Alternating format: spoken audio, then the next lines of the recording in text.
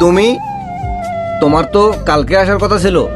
হ্যাঁ, কালকেই আসার কথা ছিল, কিন্তু যদি কাল আসতাম তোমার এই রূপটা দেখতে পেতাম।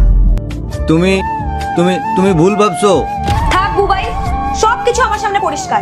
তুমি যদি এইসবই করবে তাহলে আমাকে কেন বিয়ে করলে? এই দুইটা ছবির ভেতর থেকে যে কোনো একটা ছবিকে ভালোবেসে থাকলে ভিডিওটিতে লাইক করে চ্যানেলটি সাবস্ক্রাইব করে দাও। আর যদি না করো তাহলে আমি বুঝবো তোমরা ছবি দুটাকে ভালোবাসো না। আর কমেন্টে লিখে যাও আমিন। তোমার স্বপ্ন পূরণ করার জন্য আমি বাইরে দিন রাত খাটছি, আর তুমি এইগুলো করছো। শোনো বাবু, এমন কিছু না। আরে আমি তো তোমাকে খুব ভালোবাসি।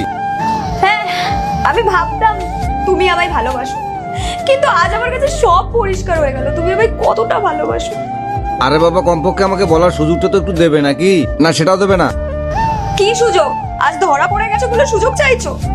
কমসে কম এটা তো জেনে দাও যে আমার গার্লফ্রেন্ডটা কে। হ্যাঁ, আমিও তো দেখি কে যে আমার থেকে তোমাকে বেশি মধু খাওয়াচ্ছে। দেখো দেখো। বোন? তুমি? হ্যাঁ, এটা আমার বোন।